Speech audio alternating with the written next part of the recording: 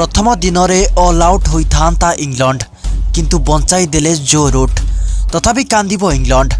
हाँ दर्शक बंधु, रांचीर जीएसएससी अंतर्जातीय स्टाडियम कॉम्प्लेक्स रे भारत और इंग्लैंड मध्य 5 मैच विशिष्ट टेस्ट सीरीज चतुर्थ मैच खेला जाउछि। तेबे प्रथम दिन में उभय भारत और इंग्लैंड समान भाव में भागबंटा करिसेंति। जो रूट को अपराजित शतक बल में इंग्लैंड स्टंप अपसारण सुधा 7 विकेट हराई 302 रन करिछि, जो जो रूट 103 रन और ओली रॉबिन्सन 31 रन करी मैदान रे मौजूद अछंती। तेबे भारत पक्षरु टेस्ट रे पदार्पण करिथिबा आकाशदीप सर्वाधिक 3 विकेट नैछंती। प्रथम दिनर खेल रूट को नारे रहिछि।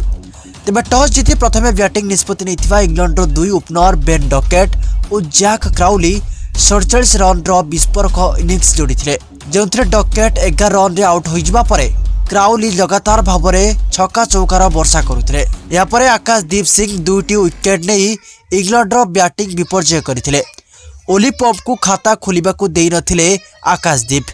सेहिपरि जैक क्राउली दिनिकिया शैली रे बैटिंग करी 42 बॉल रु 6 चौका और 1 छक्का सह 42 रन करी आउट होइथिले।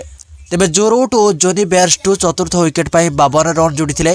या परे बेयरस्टो 38 रन रे आउट होइथिले एवं 112 रन रे इंग्लैंड 5 विकेट हराई बैटिंग विपर्जय भोगिथिला। या परे जो रूट निम्न क्रम रे बेन फोक्स को सह धैर्यर सह बैटिंग करी दल को संकट उद्धार करथिले।